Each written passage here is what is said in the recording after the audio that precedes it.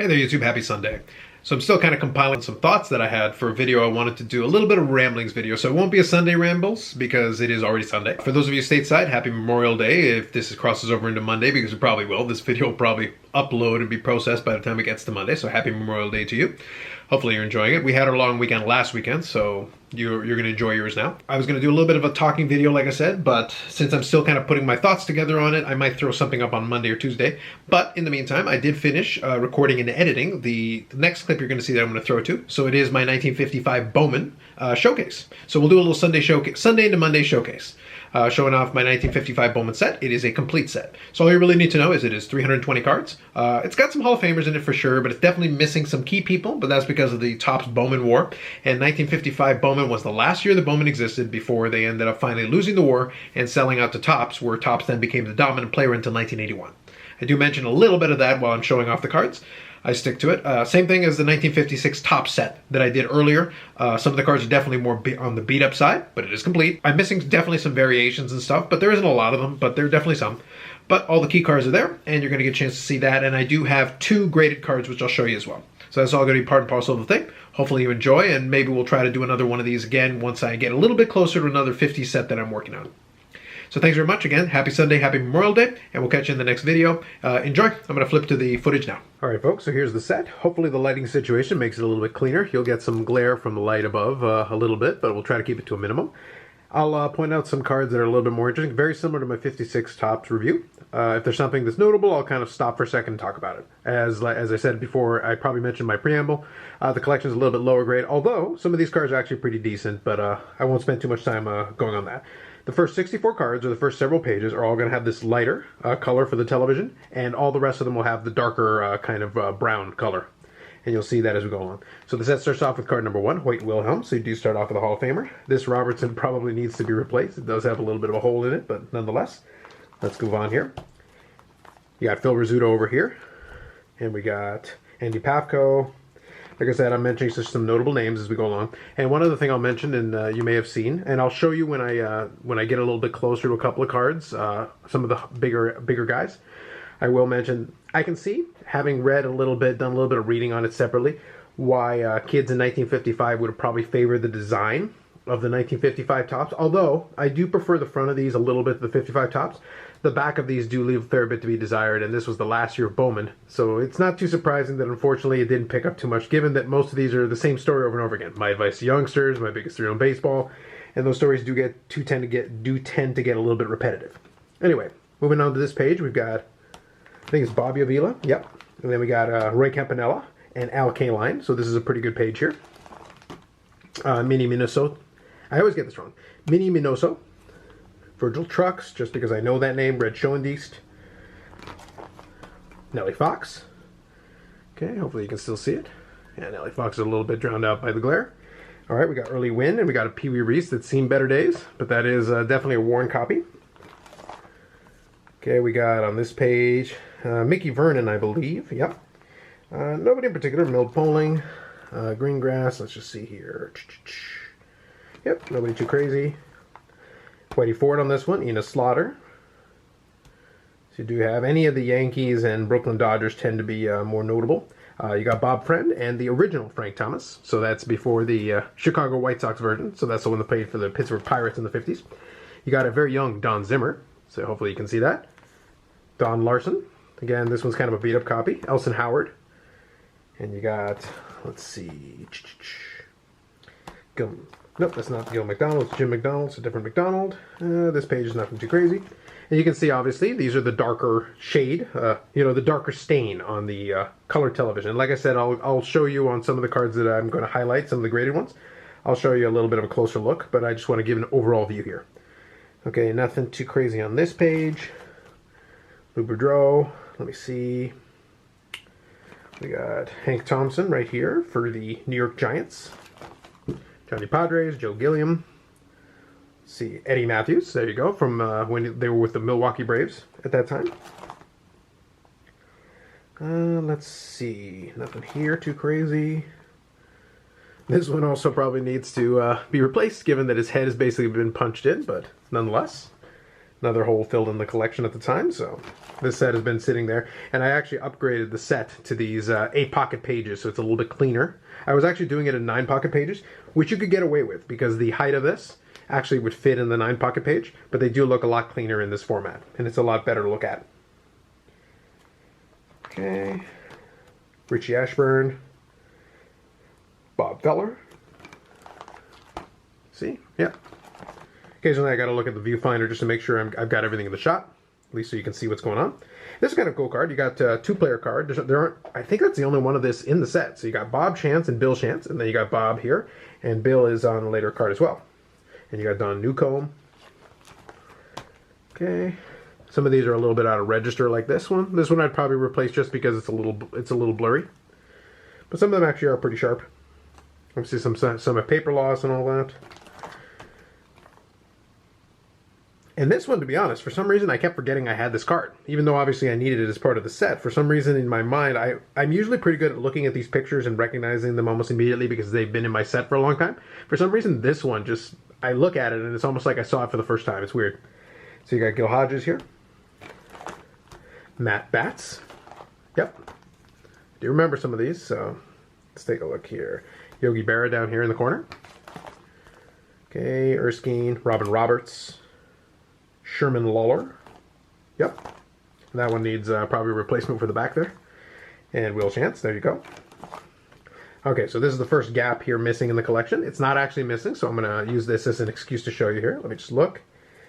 Okay, so you got Willie Mays down here in the corner. Now this right here is an excellent page because, like I said, you got Willie Mays down here. But this one is actually card number 179. And that is this guy. So you got Hank Aaron, card number 179, which is actually integrated. So I've got that as a PSA 4. It's considered a miscut because of the centering being so far off the top here. But otherwise, it's a nice clean card. It's a good looking one. So there's a young Hank Aaron, and you can see on the back here, they either did a bio like this, or they would do My Greatest Thrill in Baseball, or the best field the best play I've ever seen. They basically would come up with these stories. And you'd have a little bit of personal information here, and then basically 1 year of statistics. But you can imagine, it's kind of a plain looking back. So think of a kid in 1955. This is not exactly the most exciting. Although, like I said, I like the color and things going on here.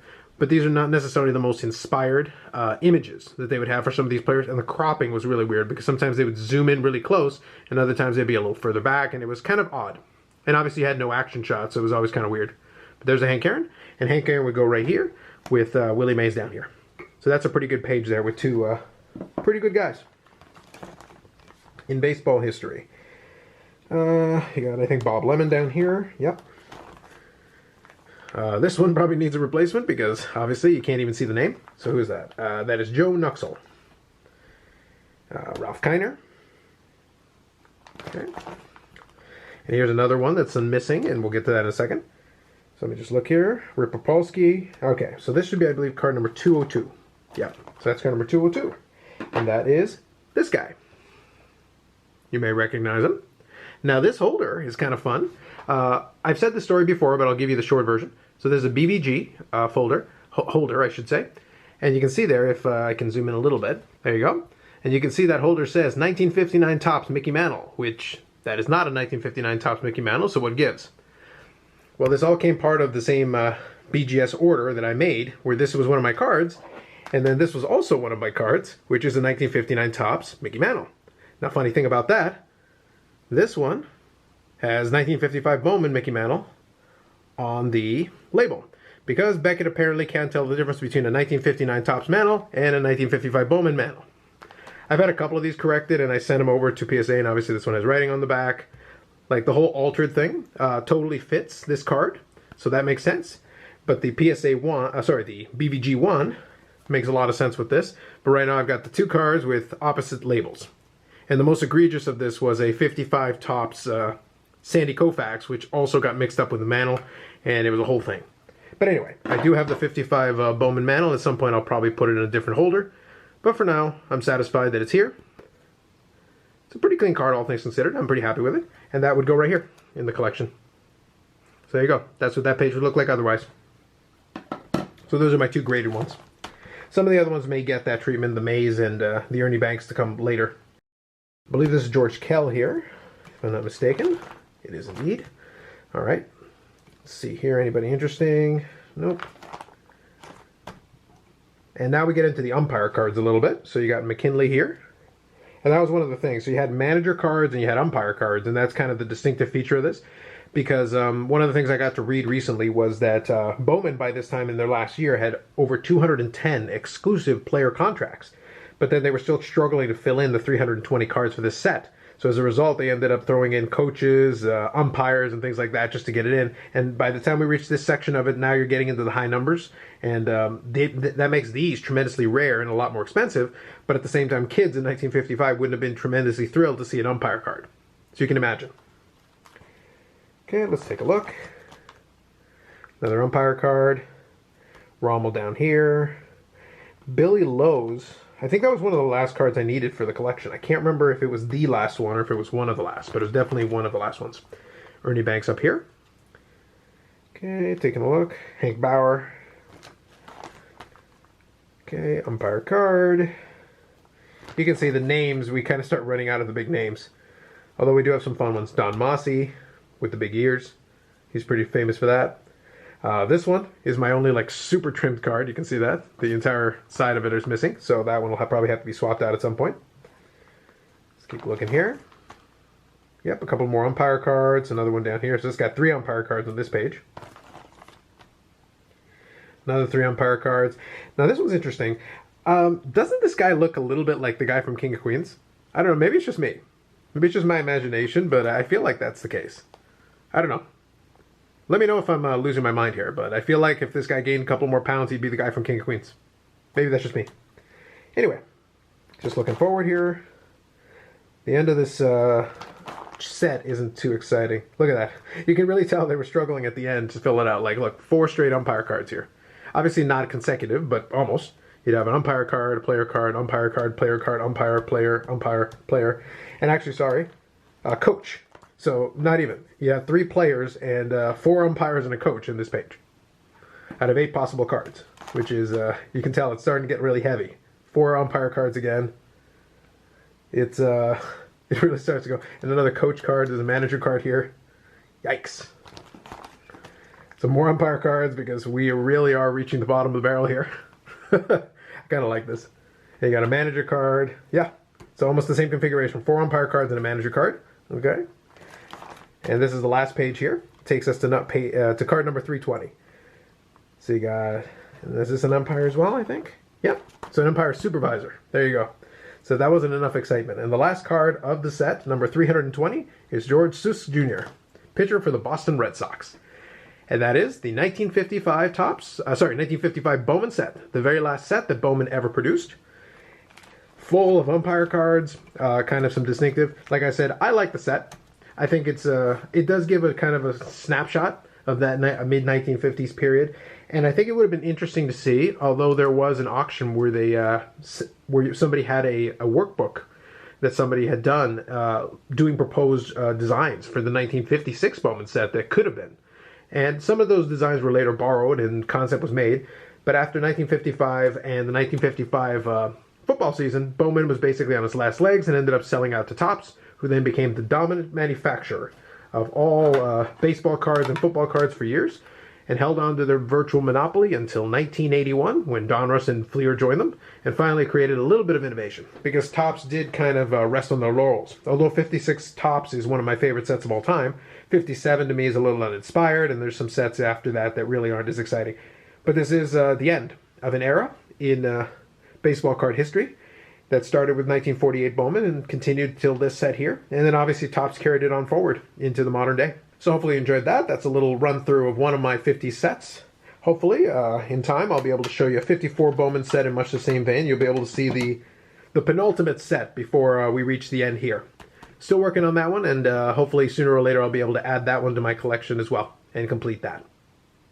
Thanks very much for watching, and we'll catch you in the next video.